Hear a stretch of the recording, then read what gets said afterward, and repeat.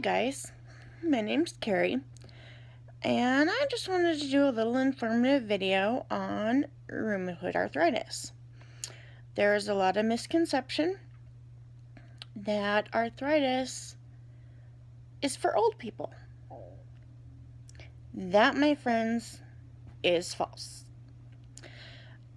I was diagnosed at age 2. I am now 39 years old. The doctors told my mom and dad that I was spoiled too much. My grandparents carried me too much. I didn't have it. That wasn't good enough. I would wake up in the middle of the night screaming bloody murder. I could not move my neck. I couldn't walk. Thankfully, in the younger years, I don't remember any of this. This is stories that my family has told me. From that point, once I was finally diagnosed with juvenile rheumatoid arthritis, I was put on numerous medications. I can't even begin to tell you all of the medications that I have been on. I was told by my rheumatologist, who I love and adore, that I would probably be in a wheelchair by the time I was 13. Here I am, 39 years old, still not in a wheelchair, still fighting arthritis. They also said, it's something she'll probably outgrow. Nope, didn't happen. So, here we sit today. I have a small group of friends. I have an amazing family that has supported me through thick and thin. My husband is amazing. He takes me to my doctor's appointments. Whatever I need, he's there. They also told me, you may never have kids. Guess what? I have 2 amazing teenage boys, 17 and 15. I could not ask for a better set of boys than mine. I know, I'm bragging. But when I was 18, mind you, I had had a couple knee scopes, nothing major. My rheumatologist did yearly x-rays on my hips and my knees. Told me in May of 96, you will probably have to have your hips replaced within 5 years. Okay, I can deal with that. Little did we know, 5 months later, exactly 1 week after I turned 19, I was having my very first hip replacement. My arthritis had worn down the cartilage that fast. I recovered from it great. I couldn't have asked for a better recovery. A little over a year and a half later, my right hip went, and I had to have it replaced. I went in for my 6-week checkup, and I told my doctor, we can't do x-rays. He said, why not? I said, because I'm pregnant. What a surprise. So they monitored me closely. I had a scheduled C-section. Healthy. Couldn't ask for better.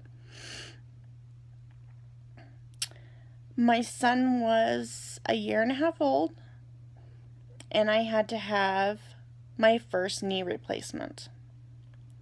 The most crucial surgery, and I'm not even going to sugarcoat it. I would go through 100 hip replacements before I would ever go through another knee replacement. No doubt about it. This surgery was very hard on me. I was by the nurse's station. They had moved me. I was still out of it. They had moved me to another room because they had another patient that was more severe. And I had no idea they had moved me. Not a big deal.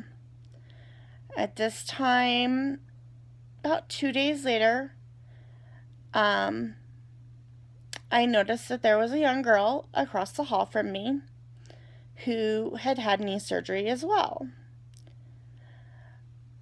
Her mom one night come over and saw me and asked what I had done, and I explained and why I had to have it done, that I had rheumatoid arthritis, and she was just amazed. Her daughter was the same age as me, had the same diagnosis, and had just had both of her knees scoped.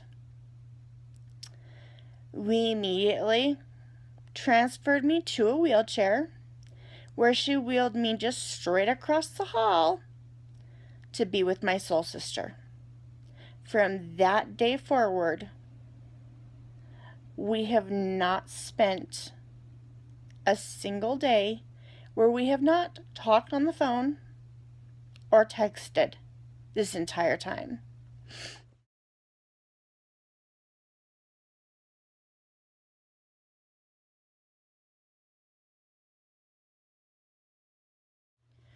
So in April of 2000, I was scheduled to have my right knee replaced, which I could not because I was pregnant, and I didn't know it at the time. So we waited until after I had had him, a healthy pregnancy, everything. He was 2 months old when I met my husband online, and he has been there for me since day one. I finally had my right knee replaced in August of 2002. And again, very crucial pain. Did not want to have, I was dreading it from the beginning. And at the time, and my soul sister was still, she was right there by my side the whole time. And I couldn't ask for a better support system between my husband and my mom and dad and my soul sister. I have a very small group of friends. And then a lot of it is because a lot of people just, they don't understand. I don't make plans. The only plans that I make and I keep are my doctor's appointments, or if I'm going home to see my mom and dad, or going to see my soul sister. So I recovered from that. June 25th of 2005, my husband and I got married, and we've been happily married for 15 years. A few years ago, my right hip was causing me excruciating pain, and at that time I went back to my original doctor, and we had to do a revision on that hip. So that brings us to today. I have a new rheumatologist since I went without a rheumatologist for years because mine had retired and moved away. She's amazing. She's close. She listens. Put me on some new medication. I have not been on prednisone since the end of August, and I feel amazing. Except for my back. I do have scoliosis as well. But I deal with it. Some days I don't get out of bed. Some days I don't move from my recliner. But you know what? It's life, and that's just the way it is. I do have a few passions. I love photography. I love to crochet. My favorite thing to crochet is hats for little ones and blankets. I have made several blankets.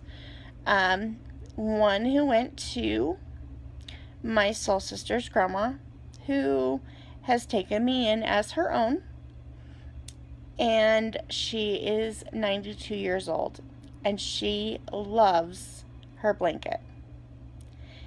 And it was the best gift that I could ever have given her. So, my next segment, I will talk about different phases through my childhood. I won't get into that now, but my next segment, I will talk about different things and how I managed to get through childhood and everything. But I hope you like this video, and if you do, subscribe. If you have any questions, please feel free to leave me a comment. If there's anything you want me to talk about, I'm open to talk about it. Don't be afraid to ask. And I look forward to seeing you all again soon. Thanks. Have a great day.